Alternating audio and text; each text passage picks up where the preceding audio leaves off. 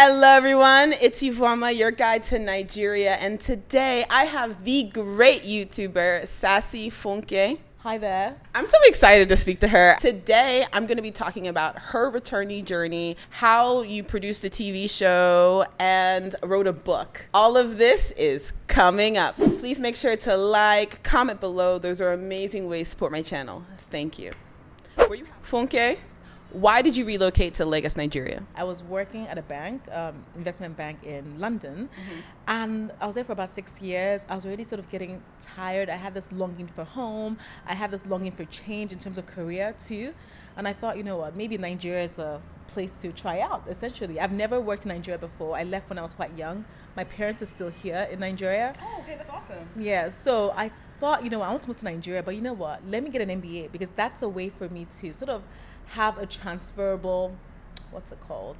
Something that would be valued when I got here so that I could get a job easily and then explore the opportunities. So it was like a safety net. So I thought, you know, let me go to business school, got an MBA, and I actually got recruited while I was doing my MBA, and I moved to Nigeria and I worked for an e-commerce company. So the drive was basically a longing for a home, a need, you know, to just have a change in career, longing to be with family too.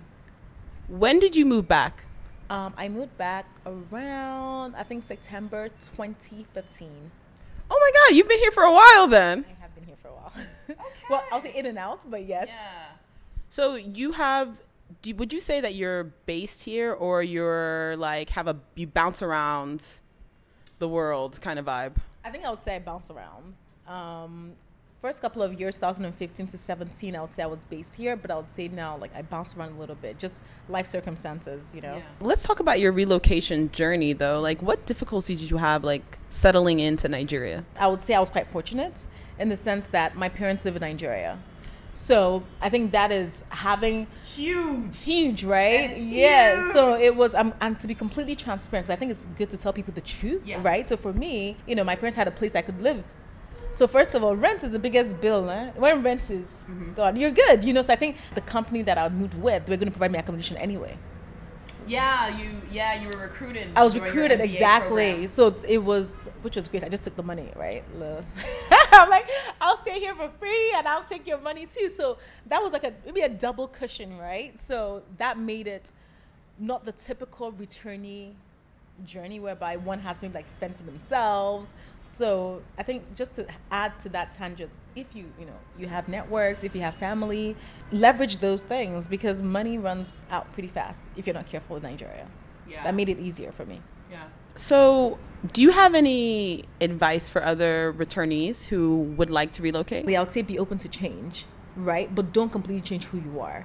Because working in Nigeria, it's one of those, like, if you can't beat them, join them. Reserve a little bit of yourself in that process because if not, years later, you don't know who you are anymore and you don't know why you came here, what you're planning to do. So just at the core, know who you are, but adjust yourself to the environment because whatever ideas you had abroad when you come here, it most likely will not work, you know, to the T. You might have to adjust it to the market. So just bear that in mind and be open to that. Or, you know, make sure you have your money up. Make sure you have a clear idea in terms of what you're coming to do. Make sure you have a timeline in terms of, you know what, I'm going to try this out, do this for the next 2 years, right? As in give yourself enough time and stick to that time because it's easy to come here and be like, after 3 months, I'm done. I can't do this anymore. And just give yourself sort of like structure before you get here. So basically know your plan before you get here. Yeah, and stick to the plan. And stick to the plan. And be flexible too. Be flexible too. And I would say if you can, do what I did. If you can, get a company to sort of like bring you here. No, your way is the best way. Yeah, you know what I mean? So you're learning off somebody else's money. So if you can do that here, it's worth doing it. Is there anything you wish you knew before you came back? Follow the path of like peace, you know? And don't try and use that methodology that you use abroad here. It doesn't work. You're not working with people that are going to think in that way. You have to adjust to the market. And, you know, I think that's like a big thing that I wish I was a little bit more. It took me a while I was arguing with everybody like, no, we shouldn't do this. No. And I was getting a headache. I was like, and these people are fine. They're like, I'm like fighting them, shouting, and they're just like, huh. And They're just looking at you. like, look at this one, you know? Don't worry, you soon calm down. I'm like, don't worry, I'm calm down now. Years later. So yes, I think to know that it's going to be tough adjusting. And I think it was even easier for me because I'm of Nigerian heritage. Even though I came from the UK, from France here, I've always been visiting Nigeria. My parents made it a point that every year of my life, I've been in Nigeria to visit. Are you serious? Yeah, so I'm not disconnected from it in a sense whereby it's like completely new, you know.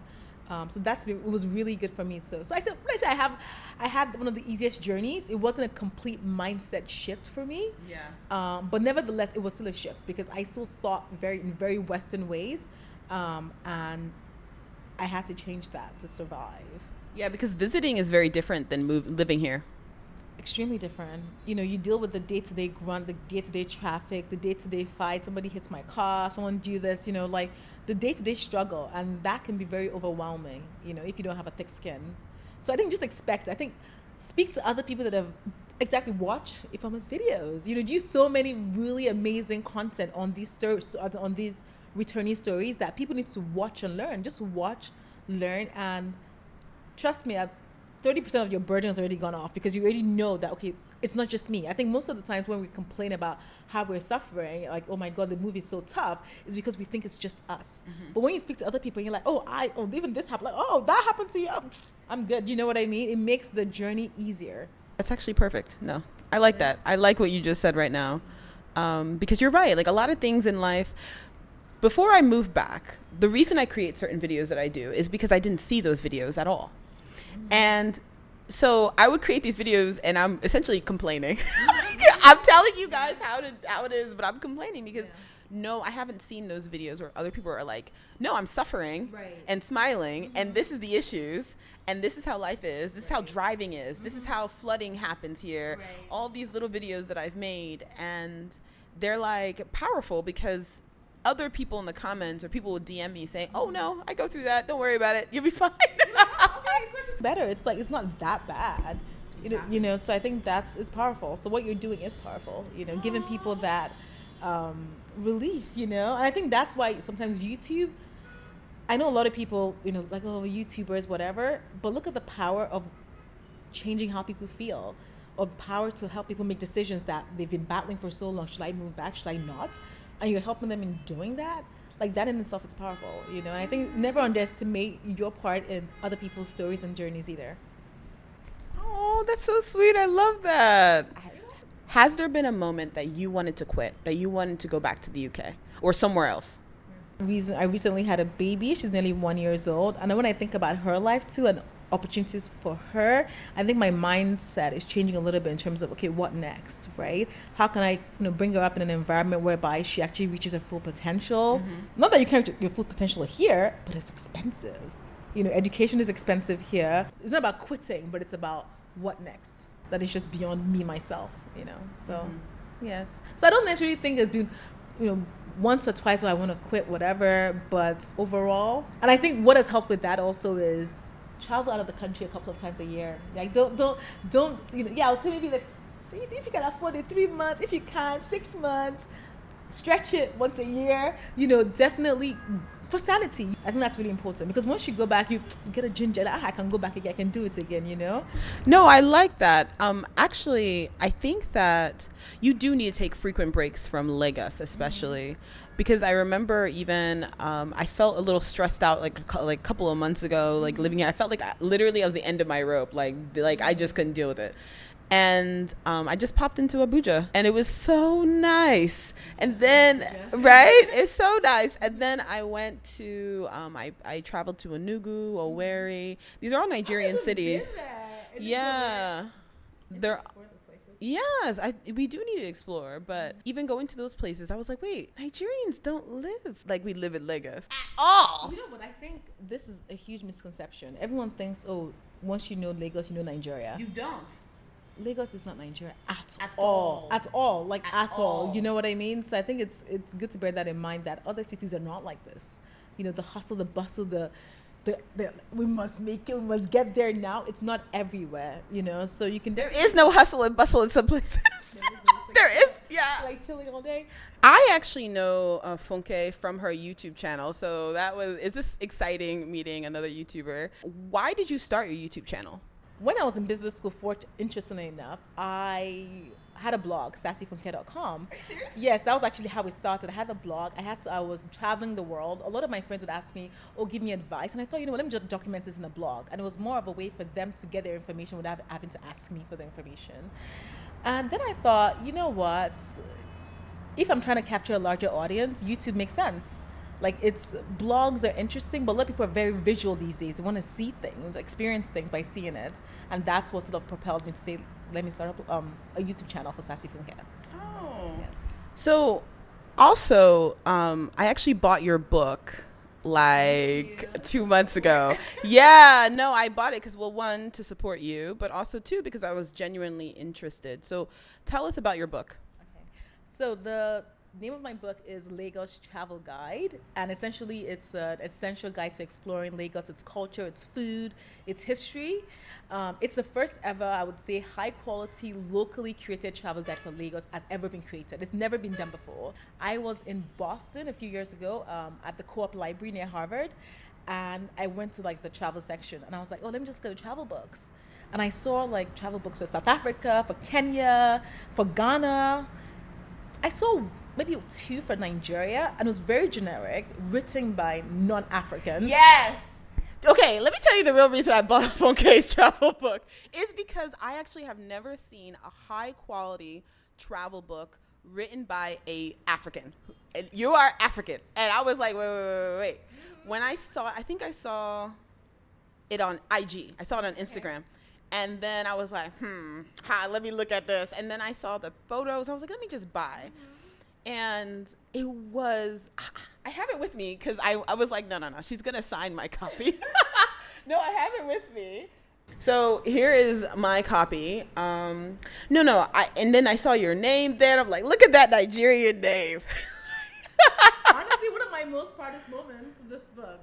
Yeah, but then honestly, it's really high quality. And then I was thinking, honestly, this could be when you go to Barnes and Nobles, when you go to these small local bookshops, this could be in a bookshop in Nigeria. This could be in a bookshop in Boston. This could be anywhere in the US, anywhere in Europe.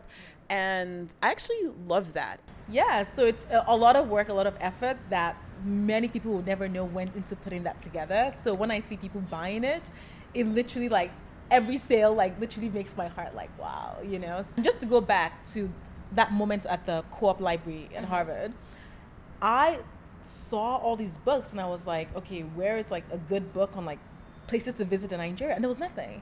And I remember, not even for Lagos. Not for Lagos, nothing specifically for Lagos, nothing at all. Even you would see books on West Africa, and Nigeria would get like a little bit like just like, oh, let's just put it in there. And I was so disappointed. And I remember going to my husband, I was like, oh gosh, like what kind of world is this? Like where internationally there's nothing for Nigeria.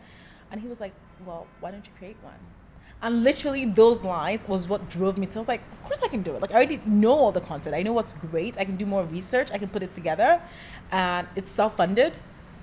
So yeah, that's it.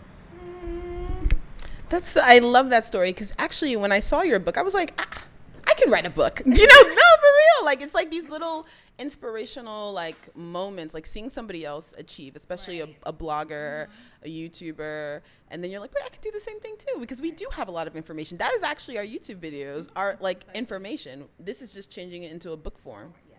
What I remember, you were a producer for a show.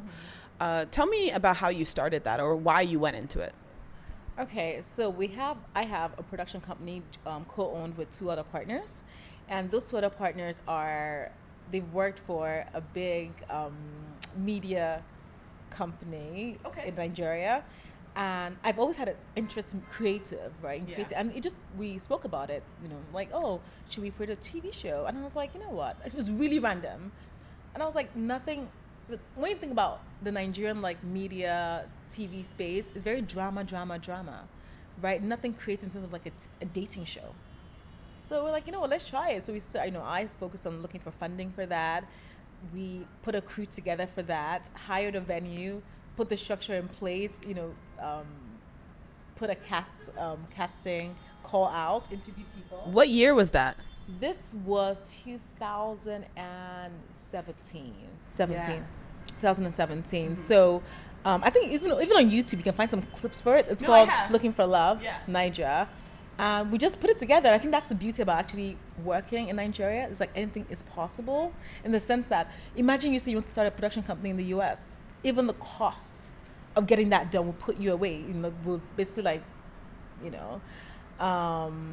So it was basically it was just born out of personal interest, joint experience in that space, and say, you know what, we can come and do something together. That was it. What is the name of your production company? BMP Productions. Okay, cool. Yeah. Are you guys going to be doing anything coming up, or? As in, we're hoping that we might do future seasons of it, but right now we're trying to get it onto Netflix. So that's one of we're focused on that. I hope so. To be honest, because it's incredible content. It's actually incredible content, and it'd be great just for the world to see that. It was on DSTV in all countries in Africa. So that's sort of the focus right now, just to get that out there first before, moving forward with more seasons. Oh, that's exciting. Okay, so what difficulties did you have? How many businesses do you have in Nigeria? I would say just two major ones, right? Definitely my brand, the Sassy Funke brand, the Travel to Naija brand, which I'm sure you know well about, and the production company. Yes. So what difficulties did you have setting up those businesses? In terms of actually starting a business of the documentation, it's pretty easy. Mm-hmm. That is not an issue at all. Mm-hmm. I think most of the challenges that we had to do with talent, right? Getting the right people to get things done. I find that in Nigeria, you have to train your own people. You can't expect people to become ready-made and not take things for granted. So having to handhold a lot of people, that was quite challenging. Mm-hmm. And even, for example, when we're filming our Looking for Love, our TV show, we had to be there every step of the way. So I think talent was probably one of the biggest challenges. Mm-hmm. Yeah. Okay, wow, that's actually really interesting. Okay. Yeah, I'm sorry. Let's talk about your brands that you're doing right now. Okay, so I guess my main social brands right now is Sassy Funke and Travel to Naija. And we spoke about Sassy Funke quite thoroughly already. But Travel to Naija, I think I'll talk about that a little bit more. I would say it was a by accident brand. It was never a planned brand. And what happened was that early last year, around April time during the COVID pandemic, I was in London. I just had my baby. My mom was there with me, helping me. And she was trying to get back to Nigeria. But the evacuation flight, it was really hard to get one. And she did not know how to get back. And by the time she would reach out to the embassy, the flights would be full. And I remember I put up a video on my Instagram stories. I can share it with you. When I said, oh my God, I don't get this, how can there not be a platform whereby Nigerians can go to get travel information, just in general, how come there isn't one like that? I'd find myself going on Insta blog to pick up a random post, Bella Naija, but no one place specific to travel for Nigerians. And I thought, I'm going to set that up. And I just started an Instagram page. That's what I started as, sharing information. We're over 9,000 followers on Instagram right now. So we share information about COVID-19 information, travel protocols. And yes, that's how that blew up itself. And I decided to start sharing information on my YouTube channel, on my Sassy Funke brand, to feed into that, which I think has definitely sort of spiraled my following on YouTube. Created a Facebook community page for Nigerians to communicate, because I got so many DMs and I started spending 6 hours a day responding to people. And I decided, let me create a Facebook group whereby we can all help one another. So that's pretty much the brand. We, progressing very nicely, I would say. I'm very excited to see where Travel to Naija goes. Also, is there anything else you would like to add? I guess I'm sure I've probably stated something along the lines already, but I guess for a returnee, if you're thinking about going to coming to Nigeria, visit Nigeria, moving to Nigeria, business in Nigeria, definitely be subscribed. If you're not subscribed already, it's Iveoma's YouTube channel. Speak to people. Don't be afraid to like reach out to random people to get their, to on LinkedIn even,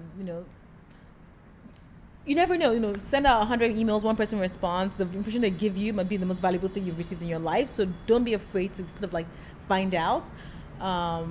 Save up your money. Don't be afraid. Worst case scenario, hopefully if you are returning, it means that maybe you have another passport. You can always go back. It's true. I think there's that luxury that people don't talk about, that a lot of people that are coming back, they're happy to come back because they also know if things don't go well, they can go back and settle. And that's a good thing. And it can also be a bad thing because you can be like, but I think overall it's a good thing. I think overall it's a good thing. It just has to be, it's a personal thing, right? Whereby I hope you give it your all before you go back. Yeah. But your all also just depends on how much you can take.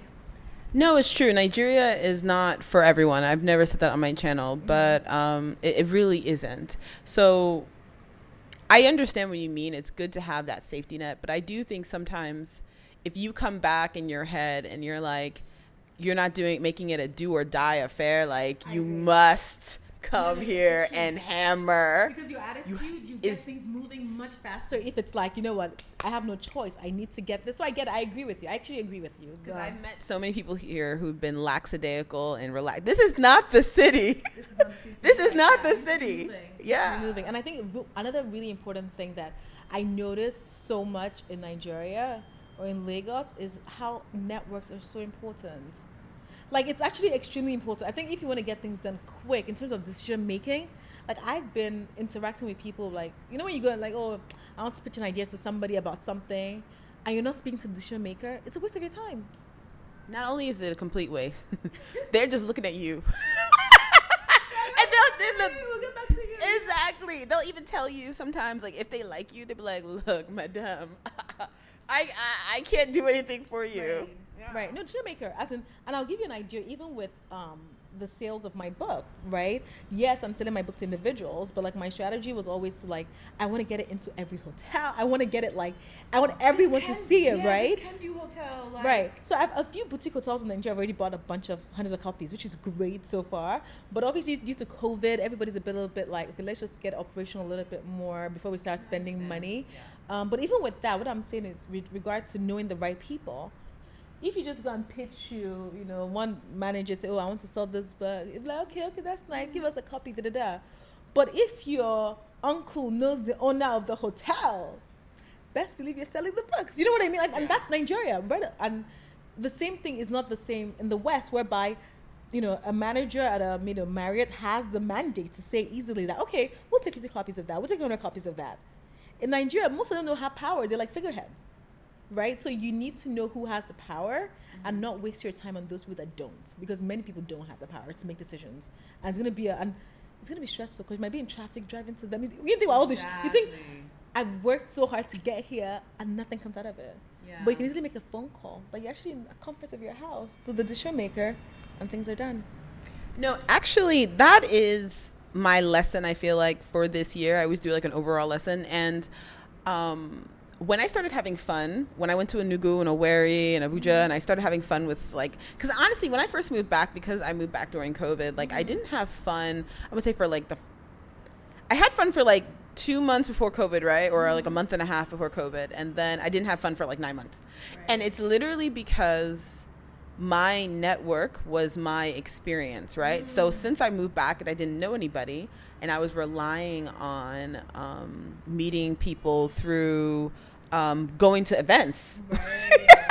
So when COVID happened, it was like really devastating to me because I wasn't able to meet anybody. And then by September, I finally built up a little bit of a network.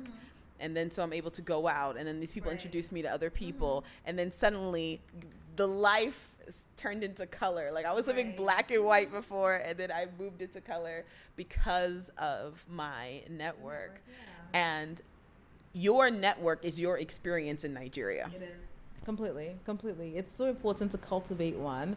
And, if you're moving back as a YouTube content creator too, you can reach out to other content creators too, to just to have someone that, People just invite you. Oh, come for coffee. Come for this. True that. You meet other people. Before you know it, it's like you've known the world. You know what I mean? Always say yes. Always say yes. Do not say no. Yes. Yeah. That's a great way to put it. Definitely. Exactly. So yes, I think that's pretty much. If it's an experience. It's like, as much as people say, oh, things are tough, things are hard, whatever, I would not change this for the world. Like I still think one of the best things I've done for myself moving back. Like, best things. I've had my challenges, but I could not even imagine myself what my life would be in the UK if I was still in the UK right now. Like, I would not trade this, like this experience, wouldn't. Same. I'm happier here. Yeah. No, so definitely. So that tells a lot, right?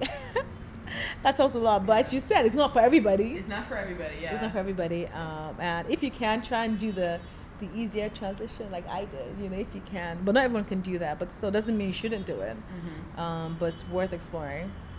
Well, Sassy. We'll call you Sassy. It's fun, yes. Everyone calls my niece calls me Sassy. Oh, really? My dad calls me Sassy. My mom, as in Sassy, I've not even trademarked it. I should. Yeah, you need to. Yeah, so that's, I've taken it now. Sassy, thank you so much for making the time to meet me and talk to my audience. I'm so happy you're here and I'm able to interact with you. So everyone, if you ever want to move back to Nigeria, you can. I'm giving you tips. I'm interviewing amazing people for you. So bye now.